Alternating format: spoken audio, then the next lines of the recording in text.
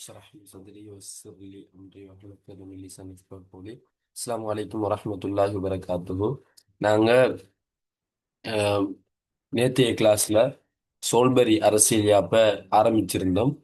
அதுல சோல்பரி அரசியல் யாப்போட பின்னணியை பார்த்திருந்தோம்.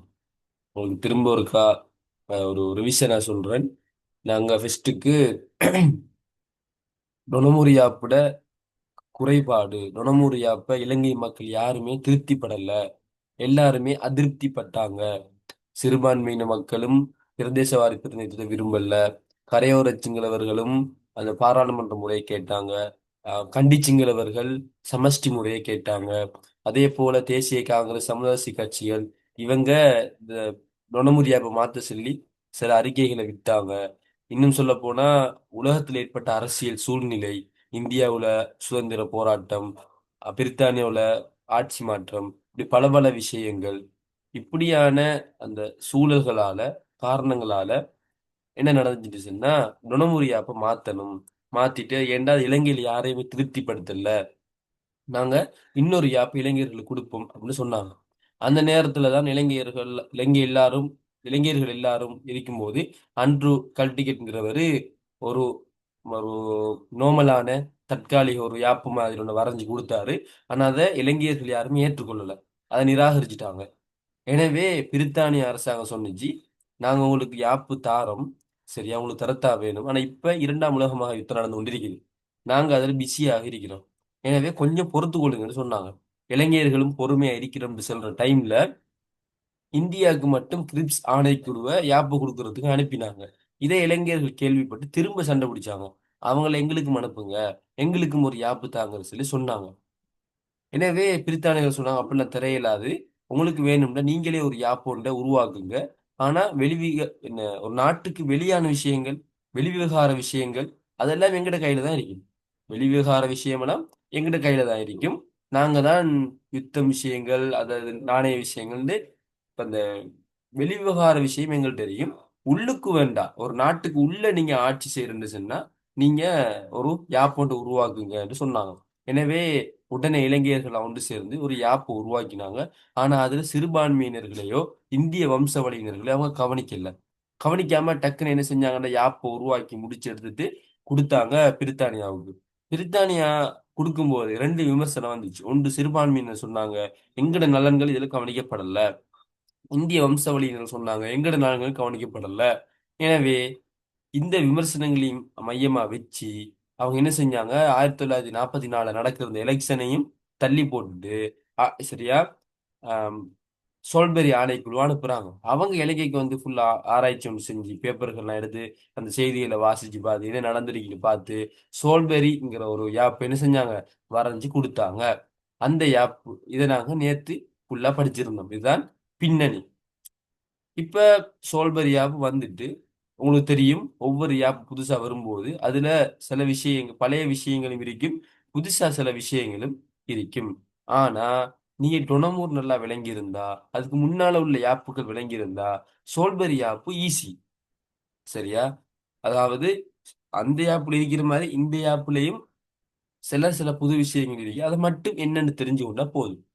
நான் சொல்றேன், நீங்க சோல்பெரி ஆப்ப பாடமாக்க தேவையில்லை, கஷ்டப்பட்டு பாடமாக்க தேவையில்லை. டொனமூரி ஆப் நல்லா விளங்கியிருந்தா, டொனமூர்ல அப்படி சோல்பெரில இப்படி அப்படின்னு ஒருக்கா நீங்க தொடர்புபடுத்தினீங்கன்னா ஞாபகத்துல நிற்கும். உதாரணமா, நாங்க இன்றைக்கு படிக்க போற சனப்பிரதிநிதிகள் சபை. அதுல உறுப்பினர்கள் எத்தனை பேருண்டா, 101 உறுப்பினர்கள். 95 பேர் நியமனம் மூலம் தெரிவு செய்யப்பட்டு வந்தாங்க மக்களால். 6 பேர் நியமனம் மூலமாக வந்தாங்க. மொத்தம் எத்தனை, 101 பேர். நாங்க டொனமூர்ல அரசாங்க சபையில எத்தனை பேர் படிச்சோம் ஞாபகம் இருக்கா? டொனமூர்ல ஆஹ், அரசாங்க சபை உறுப்பினர்கள் எத்தனை பேர் படிச்சோம் ஞாபகம் இருக்கா? செக் பண்ணுங்க பாப்போம். டொனமூர்ல அறுபத்தி 61. 61 சொன்னா 50 பேர் வந்து பிரதேச வாரி தேர்தல் மூலம் வந்தாங்க, 8 பேர் நியமனம், 3 பேர் அரசாங்க காரியதரிசிகள். எனவே அங்க எத்தனை பேர்? 61. இங்க 101. இப்படின்னு நீங்க ஒப்பிட்டு ஞாபகம் வச்சு கொள்ளணும். இங்க 95 பேர் எப்படி வந்தாங்கன்னா பிரதேச வாரி பிரதிநிதித்துவ தேர்தல் முறை மூலமாக வந்தாங்க. 6 பேர் தான் நியமனம் மூலமாக நியமிக்கப்பட்டாங்க. இப்படி நீங்க என்ன செய்வீங்க, உங்களோட விஷயங்களை ஒப்பிட்டு நீங்க பாடமாக்கினா சரி. அந்த வகையில இன்னைக்கு நாங்க படிக்க போறது, அது உங்களுக்கு தெரியும். ஒரு புது ஃபோன் உண்டு. iPhone 6 இருக்குன்னு சொன்னா, iPhone 7 அடிக்கிறான்டா, iPhone 6 மாரியே 7 இருக்குமா?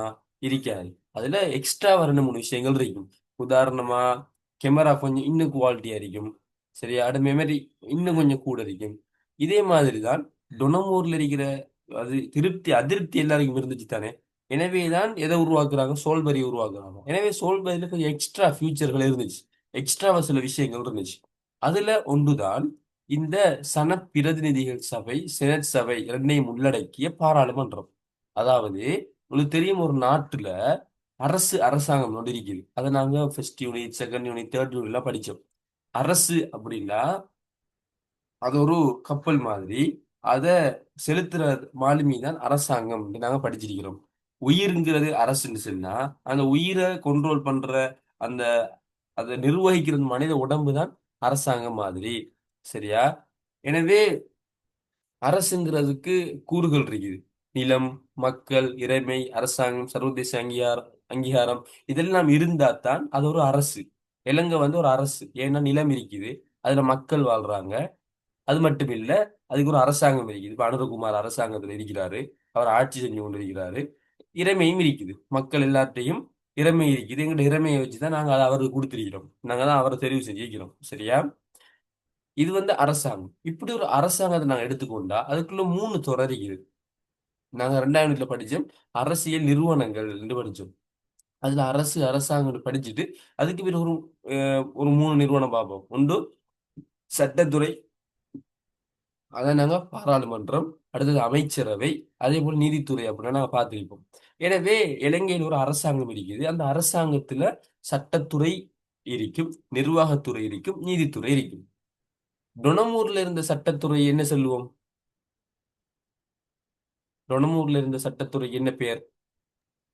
அரசு கழகம். அரசுக்கலாம் அல்லது அரசாங்க சபை. சரியா? அதுல பேர். அது கொஞ்சம் இன்னும் டெவலப் ஆக்கினாங்க. எங்கன்னு சொன்னா இந்த சோல்பரி ஆப்ல. சோல்பரி ஆப்ல கொஞ்சம் டெவலப் ஆக்கினாங்க. இதுல பேர் என்னன்னா பாராளுமன்றம். இந்த பாராளுமன்றத்துக்குள்ள பெஸ்ட்டுக்கு எப்பயுமே உங்களுக்கு தெரிஞ்சிருக்கணும். நான் ஏற்கனவே சொல்லி தந்தேன். 5 விஷயங்கள் உங்களுக்கு தெரிஞ்சுக்கணும். சரியா? நீங்க பாராளுமன்றம் என்ற தலைப்புல விட எழுதுறா 5 விஷயம் உங்களுக்கு தெரிஞ்சுக்கணும். இது 5 பாடம் இருக்குன்னு சொன்னா, அந்த 5 விஷயத்தையும் உள்ளுக்கு இருக்கிற விளக்கங்கள் உங்களுக்கு எழுத தெரியும்னு சொன்னா, உங்களுக்கு ஓகே. நீங்க பெருசாலும் பாடமாக்கிட்டீங்க தேவையில்ல. நான் இந்த கிளாஸ் முடிய தனிப்பட்ட ரீதியில நம்மட குரூப்ல ஒரு வாய்ஸ் போடுவேன். அதுல இது எப்படி பாடமாக்குறேன்னு சொல்லி தருவேன். நம்பர் ஷேப் சிஸ்டம் ஒரு டெக்னிக் இருக்குது. நான் ஜூலை கிளாஸுக்கு வரவங்களுக்கு அடுத்த கிளாஸ் வாரவங்களுக்கு நான் என்ன செய்ய போறேன்னா, மெமரி டெக்னிக்கை தனியா சொல்லிக் கொடுக்க போறேன். சொல்லிக் கொடுத்துட்டு விஷயத்தை படிப்பிச்சுட்டு நான் க்ளூ கொடுப்பேன். இது எப்படி செய்யலாம்னு கொடுப்பேன். அது லேசா இருக்கும். நீங்க பாடமாக்கிட்டே போக இயலும். என் கிளாஸுக்கு இந்த மெமரி டெக்னிக் கோர்ஸுக்கு வரவங்க நிறைய பேர் இப்ப அவங்க ஜியோகிராஃபி அது இதெல்லாம் பாடமாக தொடங்கிட்டாங்க. சரியா? அது அந்த இப்ப கூட நான் உங்களுக்கு படிச்சு தரதுக்காக நேத்து நைட் ஒருக்கா பார்த்தேன். இப்ப காலையில ஒருக்கா பார்த்து என்ன செஞ்சேன், நம்பரிங் ஷேப் சிஸ்டம் மூலமாக அதை கேட்டுக்கொண்டிருந்தேன். எனக்கு ஃபுல்லா அது பாடமாயிட்டு. 1, 2 விஷயங்கள் தான் அதை பார்க்கணும். அந்த வகையில நான் இதை சொல்லி தந்துட்டு நான் இதை எப்படி மைண்ட்ல வச்சு கொண்டிருக்கிறேன் இந்த விஷயத்தை கூட சொல்லி தருவேன். சரியா? அதை நீங்க சரியா அந்த வாய்ஸ் ரெக்கார்டை கேட்டு நான் அந்த மெமரி டெக்னிக் படிச்சு தந்ததுக்கு பிறகுதான் நல்லா யூஸ்ஃபுல்லா இருக்கும். ஆனா இப்ப நான் சொல்லி தருவேன் இது எப்படி மைண்ட்ல வச்சுக்கொள்றது சொல்லி அது ஒரு கதை ஒன்று இருக்குது. அந்த கதையை சொல்லி தருவேன். அதை நீங்க ஞாபகம் வச்சுக்கொண்டா இது ஃபுல்லா ஞாபகம் நிற்கும். அந்த வகையில இப்போ புரிஞ்சு கொள்ள பாருங்க. இப்ப பாடமாக தேவையில்லை. இப்ப புரிஞ்சு கொள்ள பாருங்க. முதலாவது 5 விஷயம் நீங்க எழுதணும். முதலாவது அறிமுகம். முதலாவது அறிமுகம். சனப்பிரதிநிதிகள் சபை, அதாவது பாராளுமன்றம்னு வந்தா, அதுக்குள்ள இன்றைக்கு படிக்க போறது நம்ம சனப்பிரதிநிதிகள் சபை மட்டும்தான். செனட் சபை நாளைக்கு தான் படிக்க போறோம். இந்த சனப்பிரதிநிதிகள் சபை நீங்க எழுத போனா 5 விஷயம் எழுதணும். முதலாவது அறிமுகம். அறிமுகம் எழுதணும். 2வது சரியா? 2வது ஆஹ் 2வது நீங்க எழுதுவது அமைவுச் சேர்க்கை. 2வது அமைவுச் சேர்க்கைங்கிற விஷயத்தை எழுதணும். 3வது சரியா? தொழிற்பாடு எழுதணும். 3வது தொழிற்பாடு எழுதணும். 4வது அதிகாரம் எழுதணும். 5வது சாதக பாதகம் எழுதணும். இந்த இந்த 5 3 தெரிஞ்சிருந்தா சரி. அறிமுகம், அமைவுச் சேர்க்கை, தொழிற்பாடு, அதிகாரம், சாதக பாதகம். இவ்வளவும் உங்களுக்கு ஃபுல் தெரிஞ்சிருக்குது. இந்த 5 கீ பாயிண்ட்ஸ் உங்களுக்கு தெரியும் சொன்னா அதுல விளக்கங்கள் தெரிஞ்சிருந்தா போதும். நீங்க அழகா போய் எக்ஸாம்ல எழுதி கொண்டு வரையலும். அந்த வகையில தான் நாங்க இப்ப பார்க்க போறோம். சரி. முதலாவது என்ன சொல்லியிருந்தேன்? அறிமுகம். இப்ப நாங்க அறிமுகம் பார்க்கிறோம். அறிமுகத்தை பொறுத்த வரைக்கும் ருணமூர் யாப்பில் இருந்த அரசாங்க சபை, சட்டத்துறைக்கு பொறுப்பா இருந்த அரசாங்க சபை நீக்கப்பட்டு இலங்கையர்களோட கோரிக்கைக்கு அமைவாக, சரியா, இலங்கையர்கள் தான் கேட்டாங்க. அவங்க நகல் திட்டம் உண்டா இதை எழுதி கொடுத்தாங்களே அதுல கேட்டாங்க, எங்களுக்கு நீங்க பிரித்தானியாவில் இருக்கிற மாதிரி பாராளுமன்றம் தாங்க, இரண்டாம் மன்றம் வைக்கிறியா இல்லையான்னு புறவு யோசிப்போம், இப்படிதான் சொல்லியிருந்தாங்க. எனவே இவங்களுக்கு என்ன செய்யறாங்க, இந்த பாராளுமன்றத்தை கொடுக்குறாங்க. அதுல சனப்பிரதிநிதிகள் சபை, செனட் சபைன்ட்டு 2 மன்றங்கள் இருந்தது. இதுல நான் சொல்ற மாதிரி நீங்க கற்பனை பண்ணிக்கொள்ளுங்க. சரியா? பாருங்க, நான் இங்க ஒயிட் போர்ட்ல கீறி காட்டுறேன். நான் சொல்ற மாதிரி உங்களுக்கு அந்த பேர பாடமாக்குற லேஸ். சனப்பிரதிநிதிகள் சபை 3 2 மன்றம் இருந்து நான் சொன்னேன். சரியா? இதான் பாராளுமன்றம் அப்படின்னு சொன்னா இதுக்குள்ள 2 சபை இருந்துச்சு. ஒன்று என்னன்னு சொன்னா சனப்பிரதிநிதிகள் சபை, ரெண்டாவது செனட் சபை, மூணாவது பிரித்தானிய முடி. சரியா? இவங்க 3 பேரும் வருவாங்க பாராளுமன்றத்துக்குள்ள, இவங்க 3 பேரும் வருவாங்க. இதுதான் சனப்பிரதிநிதிகள் சபை, இதான் பிரதானமானது. இதைத்தான் பாராளுமன்றம்னு சொன்னாங்க. 3 பாராளுமன்றத்துக்குள்ள 3 வரும் தான். ஆனா மெயின், மிக முக்கியமானது இந்த சனப்பிரதிநிதிகள் சபை தான். இதைத்தான் பாராளுமன்றம்னு சொன்னாங்க.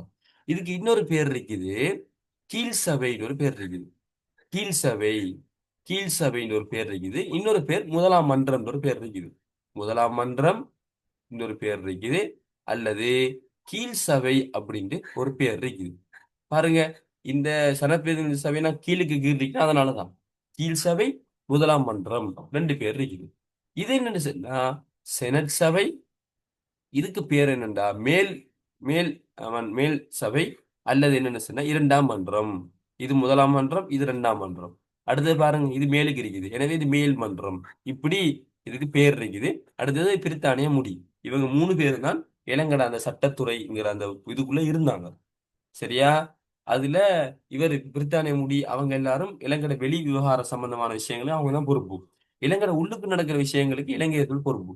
அந்த வகையில இப்படிப்பட்ட என்ன செய்தது, 3 சட்டத்துறைங்கிறதுக்குள்ள 3 விஷயங்கள் இருந்துச்சு பாராளுமன்றத்துக்குள்ள. சனப்பிரதிநிதிகள் சபை, அதே போல செனட் சபை, அதே போல பிரித்தானிய முடி. சனப்பிரதிநிதிகள் சபை தான் முக்கியம். அதான் ஆம், என்ன அதைத்தான் பாராளுமன்றம்னு சொன்னாங்க. அந்த வகையில நாங்க இதைத்தான் அறிமுகத்துல பார்த்துட்டோம். சரியா? சரி. நாங்க அடுத்தது என்ன பார்க்கணும்? இரண்டாவது நான் சொல்லியிருந்தேன் அமைவு சேர்க்கை. இதுல அமைவு சேர்க்கை என்ன, எத்தனை பேர் இருக்கிறாங்க, அந்த எத்தனை பேர், 101 பேர்னா 101 பேர்ல என்னென்ன வகையில் ஆட்கள் இருக்கிறாங்க. சரியா? யாப்புல எத்தனை பேர் பாராளுமன்றத்துக்குள்ள இருக்கலாம்னு சொல்லப்படுது. ஆ அடுத்தது இவங்க எல்லாரும் எப்படி வாராங்க, உள்ளுக்கு எப்படி எடுக்கிறாங்க, இதெல்லாம் நாங்க பார்க்கணும். இப்ப ஒரு கிளாஸ் ரூம் இருக்குது. ஒரு கிளாஸ் ரூம்ல மானிட்டர் இருக்கிறாங்க, உங்களோட வகுப்பு மெம்பர்ஸ் இருக்கிறாங்க. இவங்க அதுல வகைகள் இருப்பாங்க. உதாரணமா ஒரு ஊரை சேர்ந்தவங்க, அல்லது பக்கத்து ஊரை சேர்ந்தவங்க, இப்படி இருப்பாங்க. அதே போல ஆம், என்ன கெட்டிக்கார ஆட்கள், நோமலான ஆட்கள், இப்படிலாம் பிரிவு இருப்பாங்க. இதே மாதிரி பாராளுமன்றத்துக்குள்ளேயும் பிரிவு இருக்குது. எப்படின்னா மக்களால் தெரிவு செய்யப்பட்டு வந்தவங்க கொஞ்சம் பேர் இருக்கிறாங்க, நியமனம் செய்யப்பட்டு வந்தவங்க அதுக்குள்ள கொஞ்சம் பேர் இருக்கிறாங்க. இவங்களோட வேலை என்னன்னு சொன்னா நாட்டுக்கு தேவையான சட்டங்களை இயற்றுறது. உதாரணமா உங்க குடும்பம் இருக்குது, அந்த குடும்பத்துல நாங்க ட்ரிப் கொண்டு போகணும் சொன்னா ஃபர்ஸ்ட்டுக்கு ஒரு கதை ஒன்று வரும். உங்களோட நானாவோ நீங்களோ என்ன செய்வீங்க, ஒரு கதையை ஒன்று போடுவீங்க. ட்ரிப் கொண்டு போனா நல்லா இருக்கும் அப்படி சொல்லுவீங்க. இப்படி சொல்றது மசோதான்னு சொல்லுவோம். இப்படி சொன்னா மட்டும் ட்ரிப் போயிடுவீங்களா, எல்லாரும் ஓகே ஆயிடுவாங்களா? ஆக மாட்டாங்க. அதுக்கு எவ்வளவு வேலை செய்யணும். எனவே இது மசோதா. அதாவது ஒரு சட்டமாகிறது முன்னுள்ள நிலைமை மசோதா நீங்க சொல்றீங்க. சொன்ன உடனே அது இப்போ குடும்பத்துல எல்லாருக்கும் போகும். குடும்பத்துக்குள்ள கொஞ்சம் கொஞ்சமா அந்த கதையை நீங்க என்ன செய்வீங்க, இன்டெலிஜென்ட்டா கொஞ்சம் கொஞ்சமா விடுவீங்க.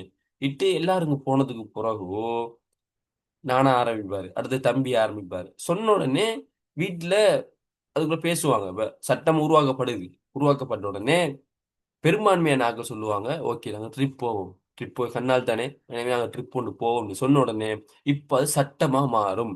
சரியா? அது சட்டமா மாறும். பாப்பாவும் அங்கீகரிச்சிட்டாருன்னு சொன்னா ஓகே சட்டம் தான். இனி நாங்க ட்ரிப் போறோம், நாங்க குறிப்பிட்ட நாளைக்கு ட்ரிப் போறோம், இப்ப சட்டமா மாறிடும். சட்டமா மாறினா சரி இதெல்லாம் எடுத்து நடத்துற யாரு, இதுக்கு பொறுப்பு யாருன்னா எப்பயும் உற்சாகமா எல்லாம் செய்யற அளவுக்கு ஒரு ஆள் இருப்பாரு. அவர்ட்ட அந்த பொறுப்பு போகும். பஸ் புக் பண்றதுல இருந்து சமைக்கிற விஷயங்கள் பார்க்கறதுல இருந்து எல்லாம் அவருக்கு போகும். அவரு கீழே கொஞ்சம் பேரை வச்சுட்டு செய்வாரு. அதுதான் நிறைவேற்றுத்துறை. சரியா? அதுதான் நிறைவேற்றுத்துறை அமைச்சரவை அப்படின்னு சொல்லுவோம். இப்படித்தான் இந்த இலங்கை நாட்டுக்கும் நிறைய வேலை இருக்குது. இலங்கை நாட்டும் நிறைய பிளான் பண்ணுவாங்க. எங்க நாட்டை முன்னேற்றணும், எங்க நாட்டு ஒரு வேற லெவலுக்கு கொண்டு போகணும், சிங்கப்பூர் ஆகணும், அதாக்கணும் இதாக்கணும், இங்க இங்க இருக்கிற மக்கள் சந்தோஷமா நிம்மதியா வாழணும். ஏன் அரிஸ்டோட்டில் என்ன சொன்னாரு? அரசு, அதாவது அரசின் என்னண்டா அரசு என்ன செய்யணும், இந்த மக்கள் நிம்மதியாகவும் சந்தோஷமா வாழ்ற அந்த ஒரு இதை ஏற்படுத்துறது தான் அரசு. சரியா? அந்த வகையில அரசாங்கம் அந்த வேலையத்தை செஞ்சு கொடுக்கணும். அரசு அதுல பணியை அரசாங்கத்துக்கு கொடுத்துருக்கு செஞ்சுதான்னு சொல்லி. எனவே அரசாங்கம் செய்ய வேண்டிய வேலை, அடிப்படை வேலை என்னண்டா அந்த நாட்டு மக்களை நிம்மதியாகவும் சந்தோஷமாகவும் வாழ வைக்கணும். நாங்க இந்த 3ஆம் யூனிட் நான் படிச்சிருந்தோம். இந்த அரசு எப்படி உருவானுச்சு, மக்கள் எல்லாரும் என்ன செய்யறாங்க, ஜோன் லோக் அவங்க ரூஸோட கருத்தெல்லாம் படி மக்கள் தான் இது அரசை உருவாக்குறாங்க. எங்களை நீ பாதுகாத்துத்தா, எங்க சொத்துக்களை பாதுகாத்துத்தா, நாங்க சந்தோஷமா நிம்மதியா வாழ்றதுக்கு நீ பொறுப்பாயிரி. சரியா? இது கொடுத்தாங்க. எனவே அரசிட வேலை மக்களை நிம்மதியா சந்தோஷமா வச்சிருக்கணும். ஆனா அரசால செய்ய இயலுமா? செய்ய இயலாது. ஏன்டா அரசு பார்க்க இயலாது. அரசு அரசு செய்ய இயலாது. எனவே அரசு தந்த வேலையை அரசாங்கத்தில் கொடுத்திருக்குது, வேலைக்காரன்ல கொடுத்திருக்குது. அரசாங்கம் அதை சரியாக செஞ்சு கொடுக்கணும். அந்த வகையில தான் அரசாங்கத்தில் இருக்கிற முக்கியமான வேலை இந்த சட்டத்துறையில வேலை சட்டத்தை இயற்றுறது, நாட்டு நலனுக்கான சட்டத்தை இயற்றுறது. இப்ப சட்டம் கொண்டு வந்திருக்கிறாங்களே எல்லாரும் கட்டாயம் படிக்கணும், ஓலவலுக்கு முன்னே எல்லாரும் கட்டாயம் படிக்கணும், இப்படி ஒரு சட்டம் கொண்டு வருவாங்க. படிக்கிற பிள்ளைகளுக்கு இலவச சீருடை கொடுக்கணும் சட்டம் கொண்டு வருவாங்க. இலவச கல்வி கொடுக்கணும் சட்டம் கொண்டு வருவாங்க. படிக்கிற யூனிவர்சிட்டியில படிக்கிறவங்க எல்லாம் மகாபோலங்கிற காசு கொடுக்கணும். இப்படியெல்லாம் ஏன் கொண்டு வராங்கன்னு சொன்னா நாட்டு நலனுக்காக. இதெல்லாம் அது சட்டம்ல எங்க இருந்து வந்துச்சு தெரியுமா? இந்த பாராளுமன்றத்துல இருந்தா வந்துச்சு. இங்க இருக்கிற சன பிரதிநிதிகள் நாங்களாம் தெரிவு செஞ்சு அனுப்பினோமே, இவங்க எல்லாரும் டிஸ்கஸ் பண்ணி தான் இப்படி சட்டங்களை உருவாக்குவாங்க. எனவே நாங்க நல்ல ஆட்களை தெரிவு செஞ்சு அனுப்பினா நல்ல சட்டங்கள் வரும். நார்மலான ஆட்களை தெரிவு செஞ்சு அனுப்பினா நார்மலான சட்டங்கள் வரும். சரியா? இதனாலதான் வெளிநாடுகள்ல இருக்கிற நாடுகள் எல்லாம் அங்க இருக்கிற மக்களுக்கு நல்ல அரசியல் அறிவு இருக்குது. ஏண்டா அவங்க நல்ல அனுபவப்பட்டிக்கிறாங்க, கொடுங்கோல் ஆட்சியெல்லாம் இருந்து அனுபவப்பட்டிக்கிறாங்க. எனவே அவங்க தெரிவு செய்யும் போது நல்ல ஒரு படிச்சாளா நல்ல ஒரு எல்லாம் செய்யக்கூடிய ஆளுமை உள்ளாக தெரிவு செய்வாங்க. அப்படியான ஆட்கள் பாராளுமன்றத்துல போயிருந்தா என்ன நடக்கும்? அவங்க நல்ல நல்ல சட்டங்களை என்ன செய்வாங்க? உருவாக்குவாங்க. உருவாக்கி அந்த நாடு முன்னேறும். ஆனா இலங்கையில அப்படி ஒரு சூழ்நிலை இல்ல. நாங்க முந்தி பார்த்திருக்கோம், பாராளுமன்றத்துல கொஞ்சிக்காத சண்டை போகும். ஆஹ் அடிபுடி நடக்கும். சும்மா தேவையில்லாத பேச்சுக்கெல்லாம் பேசுவாங்க. அப்படிலாம் நடக்கும். அதனால இப்ப வந்து அனுரகுமார் என்ன செஞ்சாரு, பாராளுமன்றத்தை படிச்சாக்கெல்லாம் எடுத்து போட்டிக்கிறாரு. அது என்ன நடக்கும்னு தெரியாது, இந்த அளவு சக்சஸ் ஆகும் தெரியாது. ஆனா பாருங்க, பெரிய பெரிய படிச்சாங்க. பிரதமர் கூட ஒரு டாக்டர், டாக்டர்னு சொன்னா அந்த பிஹெச்டி முடிச்சவர் டாக்டர் ஹரிணி, ஹரிணி அமரசூரன் நினைக்கிறேன். இப்படி போட்டிக்கிறாங்க. ஆஹ் அந்த வகையில பிரதிநிதிகள் பிரதிநிதிகளோட வேலை என்னன்னு சொன்னா நாட்டுக்கு தேவையான சட்டங்களை உருவாக்குறது, இதுதான் அவங்களோட வேலை. எனவே அதான் ஐவர் சொல்றாரு, சரி வைக் ஐவர் சொல்றாரு, ஒரு சட்டசபை ஒரு சட்டத்துறை பாராளுமன்றம் எப்படி இருக்கணும் தெரியுமா? நாட்டுக்கு தேவையான எல்லா சட்டங்களையும் இயற்றக்கூடிய அந்த ஆளுமை அவருக்கு இருக்கணும். நாட்டுக்கு தேவையான எல்லா சட்டங்களையும் இயற்றக்கூடிய அதிகாரம் யாருக்கு இருக்கணும்? பாராளுமன்றத்துக்கு இருக்கணும் சொல்லி இது இவர் சொல்றாரு. சரி, இப்ப நாங்க விஷயத்துக்கு வருவோம். என்ன? நாங்க அமைவு சேர்க்கையை பார்க்க போறோம். எத்தனை பேர் எப்படி வாராங்கங்கிற விஷயத்த பார்க்க போறோம். அந்த வகையில இவங்கட அமைவு சேர்க்கை மொத்தமாக 101 பேர் இருந்தாங்க. சரியா? ஆரம்பத்துல இந்த சனப்பிரதிநிதிகள் சபையில 101 பேர் இருந்தாங்க. ஒயிட் போர்ட்ல காட்டுறோம் பாருங்க. 101 பேர் இருந்தாங்க.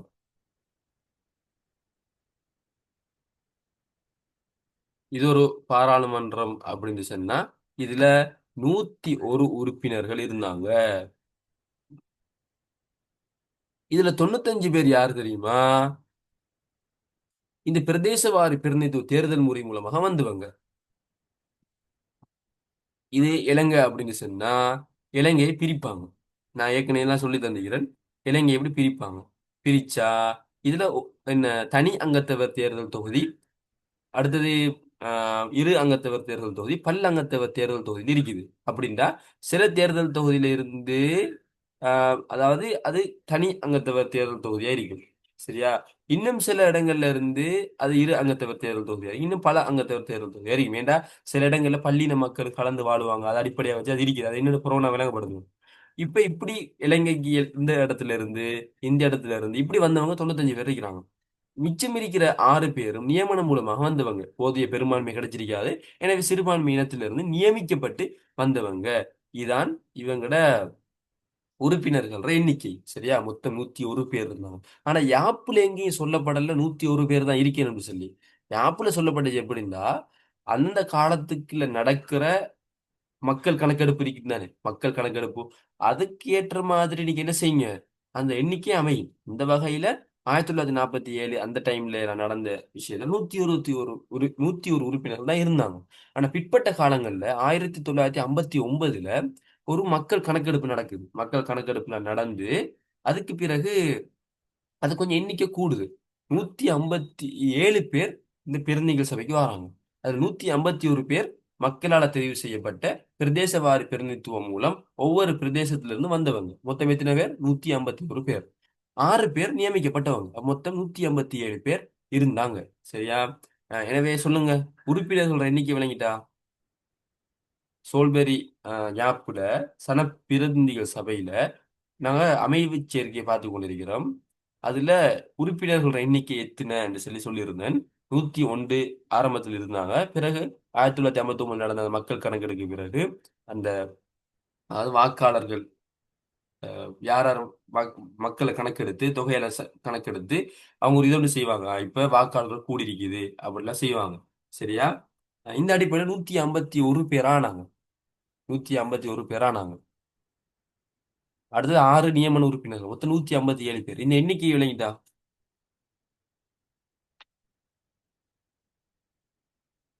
மெசேஜ் ஒன்று போடுங்க. கேட்டுக்கொண்டிருக்கிறீங்களா?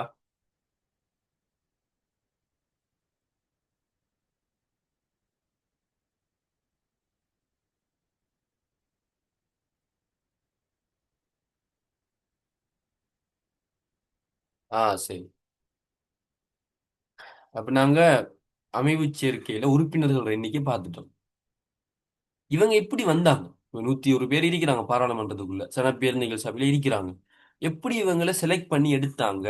சும்மா விரும்பினாக்கள வாங்கன்னு சொன்னா எல்லாரும் போயிருப்பாங்க. போனா அங்க சனப்பேரணிகள் சபையில இடம் இருந்திருக்காது. அப்படி கூப்பிடல. விரும்பினார்கள் வாங்கன்னு கூப்பிடல. அப்ப எப்படி எடுத்தாங்க? அதுதான் நாங்க சொல்றோம். பிரதேசவாரி பிரதிநிதித்துவ தேர்தல் மூலமாக இவங்களை எடுத்தாங்க. தனி அங்கத்தவர் தேர்தல் தொகுதி, இரு அங்கத்தவர் தேர்தல் தொகுதி, பல்லங்கத்தவர் தேர்தல் தொகுதி மூலமாக இளைஞர் நாட்டு என்ன செய்வாங்கன்னா அப்படி பிரிச்சு ஒவ்வொரு பிரதேசத்துல இருந்து மாக்கள் எடுத்தாங்க. இப்படி வந்தவங்க தான் இந்த 101 பேரும். 95 பேர் இப்படி வந்தாங்க. 6 பேர் நியமிக்கப்பட்டாங்க. சரியா? இப்படி இவங்க வந்தாங்க. இந்த விஷயத்த நாங்க பார்த்தோம்.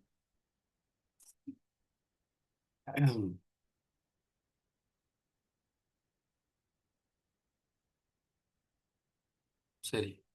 இதுல இந்த 6 பேர் இருக்கிறாங்க தானே, 6 பேர் நியமன உறுப்பினர்கள். இவர் மகாதேசாதிபதியால நியமிக்கப்படுவாரு. மகாதேசாதிபதியால நியமிக்கப்படுவாரு அப்படின்னு சொல்லி நாங்க பார்க்கிறோம். அடுத்ததாக இதுல வேற விஷயம் என்னன்னு சொன்ன மிஸ் ஆயிருக்குது. வேற ஒண்ணும் மிஸ் ஆகல. ஆஹ் வேற இதுல பதவிக்காலம் 5 வருஷம். டொனமூர்லயும் அரசாங்க சிற பதவிக்காலம் 5 வருஷம். இங்கேயும் இதர பதவிக்காலமும் 5 வருஷம். சரியா? ஆஹ் வேற விஷயங்கள் மிஸ் ஆகல. அடுத்தது என்னன்னு சொன்னா பாருங்க, நாங்க அமைவு சேர்க்கை பார்த்து கொண்டிருக்கிறோம். டொனமூர்லயும் நான் சொல்லியிருந்தேன். டொனமூர்லயும் இத்தனை உறுப்பினர்கள் இவங்க இப்படி வந்தாங்க, இவங்களோட பதவிக்காலம்னு சொல்லியிருந்தேன். இங்கேயும் நாங்க அதை படிக்கணும். இங்க அதோட ஒப்பிட்டு நீங்க பாருங்க. அங்க 5 வருஷம், இங்கே 5 வருஷம். அங்க 61 பேர்னா இங்க 101 பேர். பிற்காலத்துல 157 மாறுனுச்சு. இந்த 157 மாறுனுச்சு தானே, அதுக்கு சில காரணங்கள். நான் ஒரு காரணம் சொன்னேன், இந்த மக்கள் எல்லாம் கணக்கெடுத்தாங்கன்னு சொல்லி. இன்னும் சில காரணங்கள் இருக்குது. அது என்னன்னா, குடிசன மதிப்பீட்டை தொடர்ந்து குடிசன மதிப்பீடு நான் சொன்னேனே, குடிமக்கள் எல்லாம் மதிப்பிட்டாங்கன்னு சொல்லி அப்படி மதிப்பிட்டாங்க முதலாவது. ரெண்டாவது என்னண்டா, மாகாண அடிப்படையில் 75,000 மக்களுக்கு ஒரு பிரதிநிதி எனவும் அல்லது 1000 சதுர கிலோமீட்டருக்கு ஒரு சதுர மைலுக்கு ஒரு பிரதிநிதி என்ற வகையில் ஒதுக்கீடு செய்யப்பட்டது. குறித்த ஒரு பிரதேசத்தில் கணிசமான அளவு சிறுபான்மையினர் இருப்பின் என்ன அப்பிரதேசங்கள் பல்லங்கத்தவர் தேர்தல் தொகுதியாக மாற்றப்பட்டது. அது என்னடா ஒன்றுமில்ல, ஒரு இடம் இருக்குது. சரியா? இருங்க, நான் வரைஞ்சு காட்டுறேன்.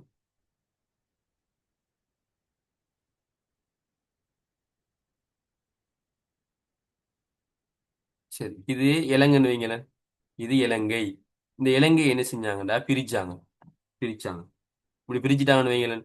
இதுல ஆரம்பத்துல சொல்லியிருந்தாங்க ஒரு 90,000 மக்களும் அதே போல 1000 இப்படி 90,000 மக்கள் அந்த இடத்துல இருக்கிறாங்களா, சரி இங்க இருந்து நீங்க ஒரு ஆளை தெரிவு செய்யலும், இங்க இருந்து ஒரு ஆளை தெரிவு செய்யலும் இப்படி சொல்லியிருந்தாங்க. அல்லது சில இடங்கள்ல 90,000 மக்கள் இருக்க மாட்டாங்க, இடம் பெருசா இருக்கும். எனவே 1000 சதுர மைல், சரியா, 1000 சதுர மைல் இடம் இருக்குதா, ஸ்தலம் இருக்குதா, அப்ப நீங்க என்ன செய்யுங்க, இங்க இருந்து ஒரு ஆளை தெரிவு செய்யுங்க இப்படி சொல்லியிருந்தாங்க. ஆனா பிற்பட்ட காலங்கள்ல 1959ல குடிசன மதிப்பீடு நடக்குது. குடிசன மதிப்பீடு மக்கள் எண்ணிக்கையெல்லாம் எண்ணப்படுது. அடுத்து இதை குறைக்கிறாங்க.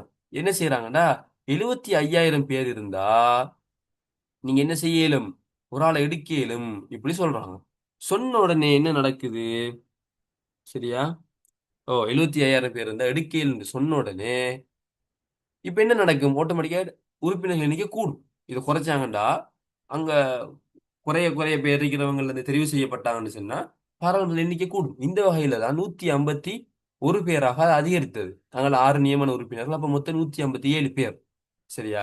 இதுல தனி அங்கத்தவர்கள் பல்லங்கத்தவர்கள் ஒன்றும் இல்ல.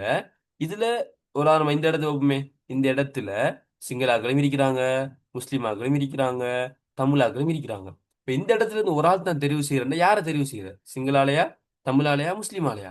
முஸ்லிமால எடுத்தா பிரச்சனை வரும், சிங்களால எடுத்தா மத்த ரெண்டு சனமும் பிரச்சனைப்படும், தமிழால எடுத்தா மத்த ரெண்டு பேரும் சண்டை பிடிப்பாங்க. எனவே இதை பல்லங்கத்தவர் தேர்தல் தொகுதியா மாத்தினாங்க.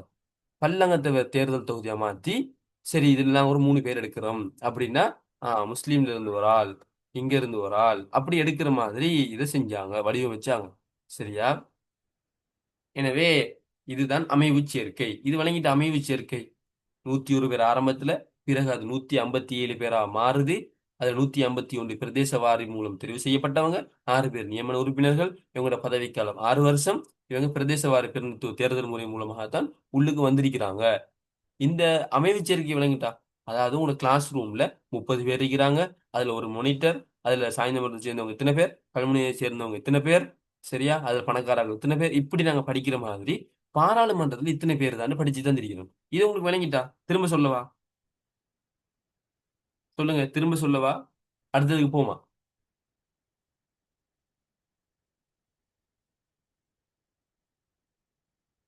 அடுத்ததுக்கு போமா, திரும்ப சொல்லுவா? விளங்கிட்டு, மாஷா அல்லாஹ். சரி, அடுத்தது என்ன தெரியுமா? தொழிற்பாடு. இவங்களோட தொழிற்பாடு என்னண்டா, ஓகே இப்ப எலெக்ஷன் ஒன்று நடக்குது இலங்கை ஃபுல்லா, உங்களோட வாப்பா நீங்க எல்லாரும் ஓட் போட போறீங்க. சரியா? நீங்க சோல்பரி காலத்துல இருந்திருந்தா ஓட் போட போய் உங்களுக்கு பிடிச்ச ஆளை தெரிவு செஞ்சிட்டீங்க. இப்படி இலங்கையில் இருக்கிற எல்லா மக்களும் தெரிவு செஞ்சு சோல்பரி பாராளுமன்றத்துக்கு அனுப்பிட்டாங்க. எத்தனை பேர் இருக்கிறாங்க மொத்தம்? 101, 95 பேர் நீங்க செலக்ட் பண்ணார்கள், 6 பேர் நியமனம் மூலமாக வந்தார்கள், 101 பேர் இருக்கிறாங்க. இப்படி வந்தா, இப்படி வந்துட்டாங்கன்னு சொன்னா ஃபெஸ்ட்டுக்கு என்ன நடக்கும்? எல்லாரும் வந்துட்டாங்க ஃபெஸ்ட் ஸ்டாண்டு கிளாஸுக்கு, ஃபெஸ்ட் ஸ்டாண்டுக்கு நாங்க எல்லாரும் போயிருப்போமே, அது எப்படி இருக்கும்? அது மாதிரி பாராளுமன்றத்து ஃபெஸ்ட் ஸ்டாண்டுக்கு எல்லாரும் வந்துருவாங்க, வந்து இருப்பாங்க. இருந்தா பிரதமர் இருக்காரு தானே, பிரதமர், பிரதமர் யாரு? அந்த கட்சிகள், கட்சிகள்ல பெரும்பான்மை வாக்கெடுத்து வந்தவர் அவர்தான் பிரதமர் அரிப்பார். உதாரணமா அனுரகுமாரோட கட்சி தான் நம்ம வெற்றி பெற்றுச்சு. அவரோட கட்சியில் இருக்கிற ஆள் தான் பிரதமர் ஹரிணி, அவர் தான் நியமிச்சாங்க. சரியா? அந்த வகையில இப்படி இலங்கை ஃபுல்லா இதெடுத்து ஒரு பெரும்பான்மை கட்சி என்ன செய்யும், இந்த பாராளுமன்றத்துல போய் அவங்க தான் ஆட்சி அமைப்பாங்க. பெரும்பான்மை வாக்கெடுத்த கட்சி தான் ஆட்சி அமைப்பாங்க. அதுக்கு சின்ன சின்ன கட்சி உதவிகள் போய் ஆட்சிக்கு அமைப்பாங்க. அதுல தலைவர் பிரதமர் இருப்பார். அந்த பிரதமர் என்ன செய்யறாருண்டா, ஒரு அதாவது அது என்ன சொல்றோம்னா, சிம்மாசன பிரசங்க உரை நடக்கும். சிம்மாசன பிரசங்க உரை நடக்கும். அதை இவர் எழுதி கொடுப்பாரு. இதை எழுதி தயாரிச்சு கொடுப்பாரு. கொடுத்தா அதை மகாதேசாதிபதி வாசிப்பாரு. அதாவது அதுல என்ன இருக்கும்னா, நாங்க இப்ப இப்படிதான் நாட்டை ஆள போறோம், என்னென்ன செய்ய போறோம் அப்படிலாம் நிறைய விஷயங்கள் இருக்கும் அதுல. அதை வாசிப்பாரு. வாசிச்ச உடனே அங்க இருக்கிறவங்க எல்லாரும், பாராளுமன்றத்தில் இருக்கிறவங்க எல்லாரும், குட், நல்லா இருக்குது, இதை நாங்க செய்வோம் அப்படின்னு அதுக்கு ஆதரவாக வாக்கு தெரிவிச்சா என்ன நடக்கும்? ஃபெஸ்ட்டுக்கு ஆரம்பமே ஓகே ஆகிட்டு, எனவே நாட்டை தொடர்ந்து ரன் பண்ண போறது நாங்க தான். எனவே சபாநாயகர் தெரிவு செய்யப்படுவாரு, குழுக்களோட தலைவர் தெரிவு செய்யப்படுவாரு, உபதலைவர்கள்லாம் தெரிவு செய்யப்படுவாங்க. இனி ஒன்று கூடுவாங்க, சட்டங்களை ஏற்றுவாங்க, அப்படியே போய் கொண்டிருக்கும். ஆனா ஃபெஸ்ட் கட் பண்ண பண்ணுங்க, பாராளுமன்றம் எல்லாரும் வந்துட்டாங்க, எல்லாரும் வந்துட்டாங்க. இப்ப சிம்மாசன ஒரு உரை நடத்த போகுது. யார் நடத்துற? மகாதேசாவை நடத்துவாரு. நடத்தும் போது பிரதமர் எழுதி கொடுத்துட்டாரு, இவர் இருந்து வாசிக்கிறாரு. வாசிக்கும் போது வாசிச்சு முடிஞ்சுதானே, எல்லாரும் கேட்டுட்டாங்க, 101 பேரும் கேட்டுட்டாங்க. கேட்டதுக்கு பிறகு ஒரு வாக்கெடுப்பு நடக்கும். இது நல்லமா கூடாதான்னு சொல்லி. அந்த வாக்கெடுப்புல ஒரு நிறைய பேர் என்ன செஞ்சிட்டாங்கன்னா, இத இது பிழை, இது தேவையில்ல என்று வாக்களிச்சிட்டாங்க. சரியா? அத அவங்க ஒத்துக்கொள்ளலன்னு சொன்னா, உடன்பாடு இல்லன்னு சொன்னா, என்ன நடக்கும் தெரியுமா? அப்படியே அரசாங்க சேவைய கலைச்சுட்டுருவாங்க. கலைச்சுட்டுருவாங்க. எல்லாரையும் அனுப்பி விட்டுருவாங்க. அனுப்பி அடுத்த தேர்தலுக்கு டேட் குறிப்பிடப்படுது. அந்த நாள்ல திரும்ப ஒரு தேர்தல் நடந்து வேற ஆட்கள் வருவாங்க. சரியா? அ இதுதான் தொழிற்பாடுன்னு சொல்லுவோம். இதான் அந்த தொழிற்பாடுல நடக்கும். அ இது தொழிற்பாடுன்னு சொல்லி வச்சுக்கொள்ளுங்க. அடுத்தது நாங்க பார்க்க போறது அதிகாரம். அதிகாரத்த பார்க்க போறோம். அதிகாரத்துல சட்டத்துறை அதிகாரம், நிர்வாகத்துறை அதிகாரம், நீதித்துறை அதிகாரம்னு இருக்குது. இந்த பிரதிநிதிகள் சபைக்கு என்னென்ன சட்டத்துறை அதிகாரங்கள் இருக்குது, என்னென்ன நிர்வாகத்துறை அதிகாரங்கள் இருக்குது, என்னென்ன நீதித்துறை அதிகாரங்கள் இருக்குன்னு பார்ப்போம். நான் சொன்னேன் ஏற்கனவே அந்த மைக் ஐவர் சொல்லியிருந்தாரு. ஒரு சட்டத்துறைன்னு சொன்னா, ஒரு மக்கள் பிரதிநிதிகள் சபைண்டா, அதுக்கு நாட்டுக்கு தேவையான எல்லா சட்டங்களையும் இயற்றுவதற்குரிய அதிகாரம் இருக்கணும். அதுதான் உண்மையான சட்டத்துறை பாராளுமன்றம் அப்படின்னு சொன்னாரு. இது இருக்குதா? இலங்கை சோல்பரி அப்படி இருக்குதான்னு பார்ப்போம். ஏன்னா நிறைய கேள்வி வரும். இலங்கை சோல்பரி பாராளுமன்றம் அதிகாரம், இறைமை அதிகாரம் பொருந்தியதா? இது ஆராய்ங்கன்னு சொன்னா நீங்க நிரூபிக்கணும். பொருந்தியதும் தான், பொருந்தாததும் தான். சரியா? ஆனா நடைமுறையில் எப்படி இருந்துச்சு? இதெல்லாம் நீங்க சொல்லி அதை நிரூபிக்கணும். அதெல்லாம் நான் சொல்லி தருவேன் எப்படின்னு சொல்லி. எனவே ஃபெஸ்ட்டுக்கு என்ன நடக்குது? சட்டத்துறை அதிகாரம். இவங்கள்ட்ட இருந்து என்ன அதிகாரம்? சரியா? இப்போ உங்களை மானிட்டரா போட்டாங்க கிளாஸுக்கு. நீங்க தான் கிளாஸுக்கு மானிட்டர். என்னென்ன அதிகாரம் உங்கள்ட்ட இருக்கும்? டீச்சரை கூட்டிட்டு வர இயலும். சரியா? நீங்க டாப் மார்க் பண்ண இயலும். அதே போல உங்களோட வகுப்பு பிள்ளைகளை அமைதியா வச்சுக்கொள்ள இயலும். ஏதாவது ஒன்று நடந்தா கம்ப்ளைண்ட் பண்ண இயலும். இப்படி அதிகாரம் கிடைக்கும். இதே போல பிரதிநிதிகள் சபைக்கு இருக்கிற அதிகாரம் என்ன? என்ன அப்படின்னா முதலாவது நல்ல விளைய கொள்ளுங்க. 29வது சதத்துல முதலாவது உபபிரிவு சொல்லியிருந்துச்சு. இந்த பாராளுமன்றம் இருக்குதானே, இந்த பாராளுமன்றம், இந்த சனப்பிரதிநிதிகள் சபை நாட்டுக்கு தேவையான எல்லா சட்டங்களையும் இயற்ற முடியும். இப்படி சொல்லியிருந்தாங்க. எல்லா சட்டத்தையும் இயற்ற இயலும். இப்ப இதான் மிக முக்கியமான அதிகாரம்.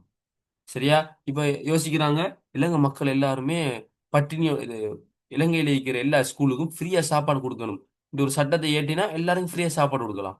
இந்த சட்டத்தை இயற்ற ஆக்கள் இவங்க தான். இந்த சனப்பிரதிநிதிகள் சபையில் இருக்கிறவங்க தான். சரியா? இது முதலாவது.